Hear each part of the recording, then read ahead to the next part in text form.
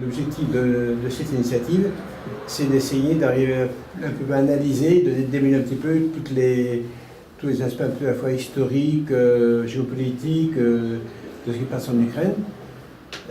Et que quand même, depuis les années 95, suite à tout ce qui s'est passé dans l'ex-Yougoslavie, c'est de nouveau un point de fixation dans ce qu'on appelle l'Europe de l'Est au sens général, avec quand même un conflit qui est meurtrier déjà. Il y a quand même eu environ 3000 morts, enfin peu importe les chiffres, mais c'est pas important. Et d'arriver un peu mieux comprendre un petit peu le pourquoi de ce conflit. Il y a beaucoup d'aspects parfois que les gens ont du mal à appréhender. Voilà, c'est un peu pour ça finalement qu'on t'a invité, pour nous aider à y voir plus clair et de nous poser un peu, je dirais, des clés d'analyse pour essayer de dénouer un petit peu les fils qu'on a du mal à dénouer justement. Voilà. Merci beaucoup pour l'invitation. Moi, je suis toujours partant pour des débats, mais je soulignerai que dans la population ambiante et les médias, il y a à la fois ceux qui, comme tu viens de le dire, perçoivent quelque chose de très complexe, mais il y a aussi ceux qui, au contraire, le simplifient et sont convaincus de leur vision très simplifiée. Et c'est peut-être donc ces deux éléments. D'une part, la complexité n'empêche pas d'essayer de rendre intelligible ce qui se passe, et je défendrai effectivement cette idée-là. Et en restant attaché à montrer à la fois un contexte international en plein bouleversement, en plein basculement, et avec un brouillage des étiquettes et des relations internationales extrêmement opaque et largement imprévisible, et sur le plan de la scène intérieure aussi, une situation où les différents acteurs de terrain ne sont pas nécessairement maîtrisés par une partie ou l'autre avec lesquelles ils s'allient, hein, donc que ce soit dans la partie est de l'Ukraine ou autre. Donc on a une situation très complexe et largement imprévisible, mais je dirais que ce qui a dominé, notamment y compris dans les milieux de gauche, et qui continue à dominer, c'est en même temps des visions très polarisées, très polarisées, avec le thème d'une vision du monde, un retour de la guerre froide, et une polarisation Russie puissance occidentale, qui est une petite partie réelle de ce qui s'est passé, mais qui est largement à nuancer. Et la difficulté d'ailleurs et des sanctions et en même temps aussi l'évolution récente sur le terrain montre que c'est beaucoup plus compliqué. L'analyse concrète des mouvements sociaux ne doit pas être subordonnée à une espèce de vision géopolitique, hein, entre Occident et Russie. Il doit y avoir d'abord une analyse, et je dirais que c'est un des éléments qu'on discutera ce soir, sur lequel j'essaierai aussi de revenir, c'est que l'Ukraine a connu plusieurs grands mouvements de contestation politique des gens au pouvoir, dont ce qu'on a appelé la Révolution orange de 2004. Maïdan, 10 ans plus tard, ou quasiment 10 ans plus tard, c'est pas la même chose. Et comment dire, se priver d'une analyse concrète de ce que veulent exprimer des manifestants, quand il y a des centaines de milliers de manifestants, au profit d'une vision complotiste, ça n'est pas satisfaisant. Alors ça ne veut pas dire que ce que disent les uns et les autres c'est nécessairement faux, mais ça c'est le premier point, c'est-à-dire il y a un manque d'analyse concrète de ce qu'a été le mouvement social lui-même, ses aspirations, au profit d'une survalorisation à la fois d'enjeux géopolitiques et d'un soutien à des composantes politiques, alors que le mouvement, contrairement à la Révolution orange, était très défiant vis-à-vis de ces partis politiques. Donc ça c'est le premier aspect, sur lequel je pourrais donner plus d'éléments, mais c'est un bon. Ensuite, sur les enjeux géopolitiques internationaux eux-mêmes, il y a très vite une présentation en termes de va-t-en guerre ou guerre froide, sans mettre en évidence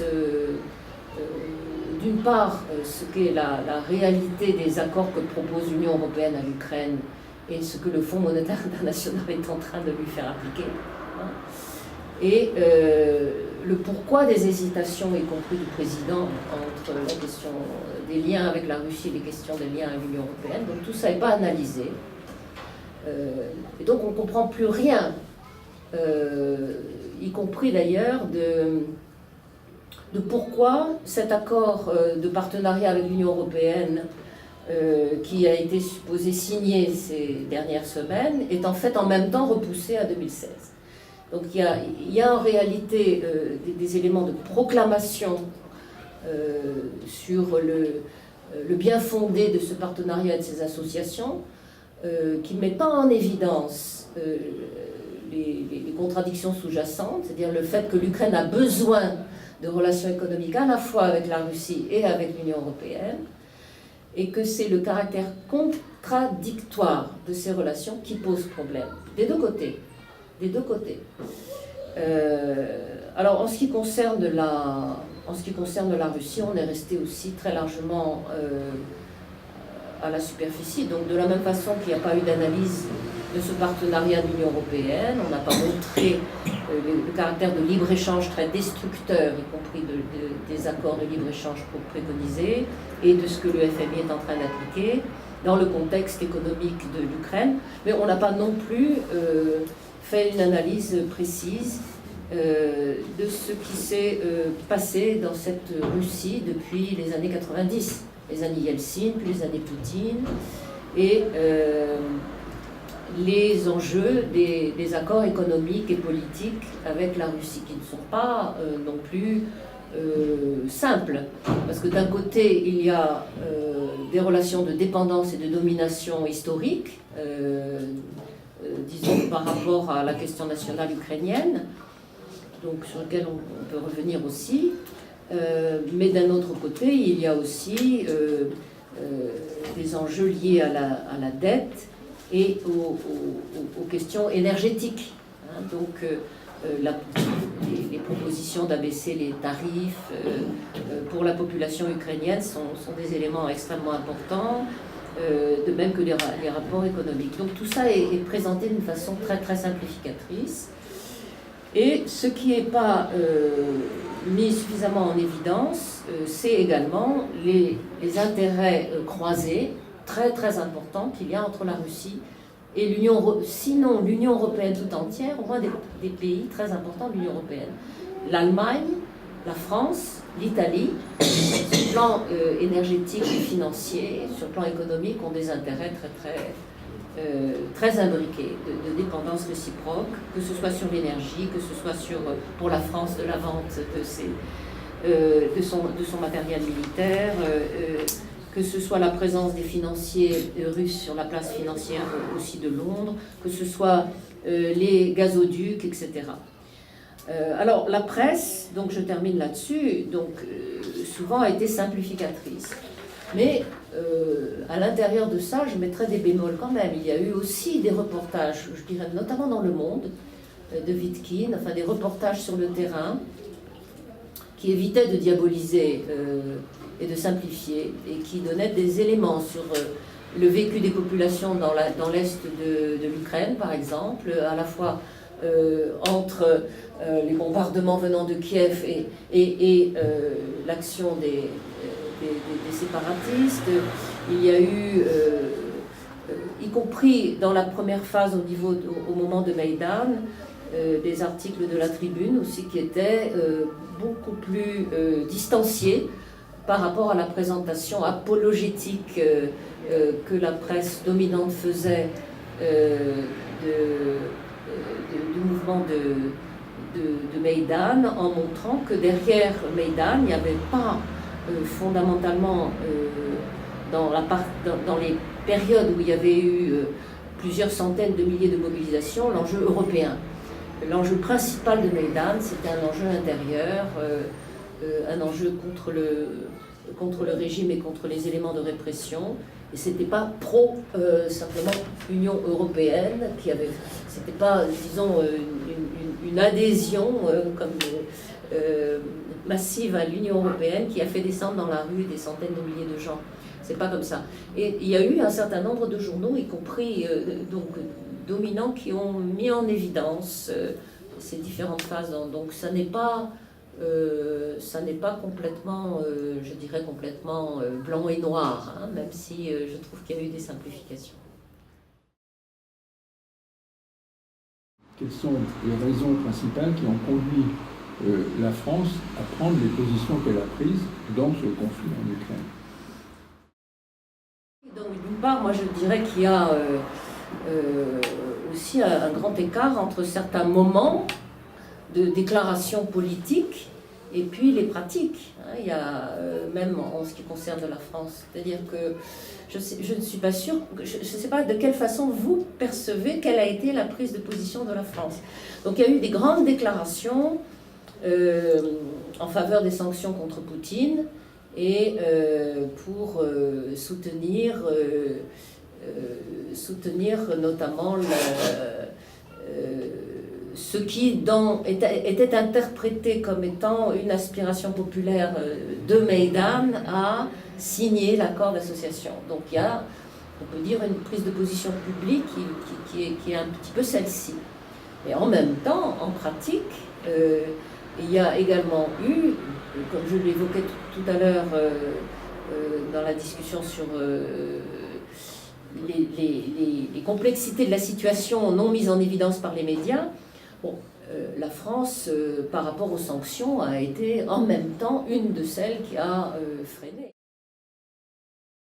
Je ne sais plus si c'est Védrine qui avait dit ça, en disant que les sanctions, telles qu'elles étaient préconisées au niveau occidental, avaient des aspects sadomasochistes.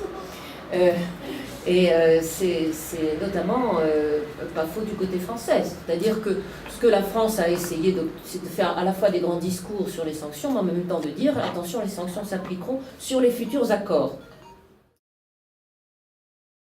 Donc en réalité, je dirais,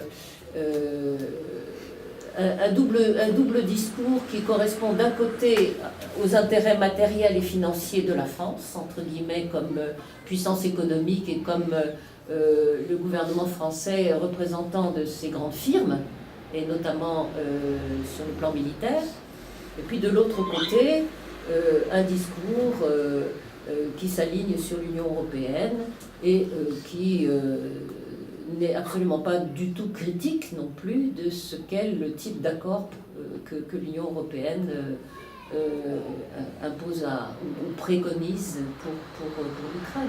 Donc on est là dans la politique, dans une politique dominante d'alignement de facto sur ce qu'est la politique de l'Union européenne au plan dominant, mais avec beaucoup de confusion et de divergence et d'incohérence à l'intérieur de l'Union européenne elle-même. Il n'y a pas une politique extérieure cohérente de l'Union européenne sur la question ukrainienne. Ça n'existe pas. Mais si je comprends bien, en ce qui concerne la France, il y a surtout une politique de communication, disons, oui, motivée par tout ce qui tourne autour de la communication, et puis une politique d'intérêts nationaux. Voilà, nationaux au sens voilà. sonnant et trébuchant. Voilà. Et peut-être aussi d'alignement sur les positions de... Voilà. S'il y avait une solidarité, contrairement à ce qu'il dit, par rapport à la population ukrainienne, il aurait fallu demander l'annulation de tout ce qui pouvait être de l'endettement et une remise en cause aussi de tout ce qui, dans l'accumulation de profits des oligarques ukrainiens, vient se réfugier dans les places financières protégées, les paradis fiscaux.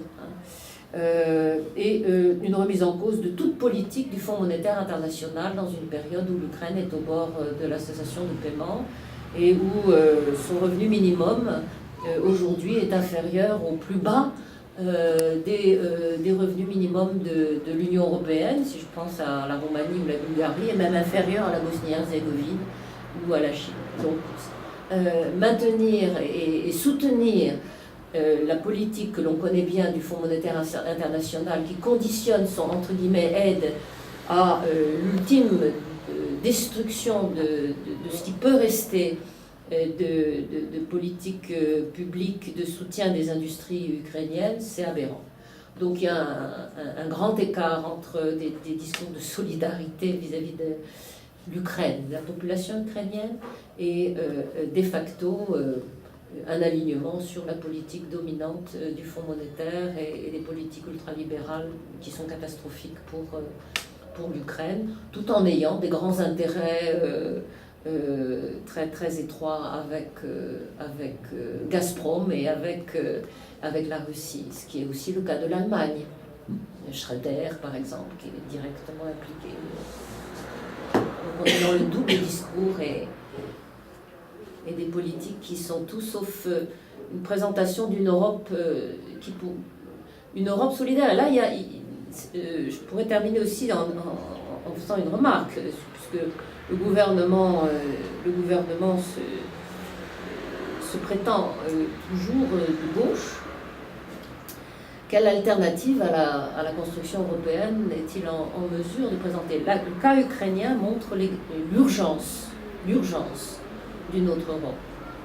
Et d'une autre Europe qui puisse intégrer effectivement, y compris l'Ukraine et, je dirais, la Russie, dans une transformation. Pas la Russie telle que Poutine la conçoit, mais ça implique une transformation des relations économiques qui ne soit pas basée sur la priorité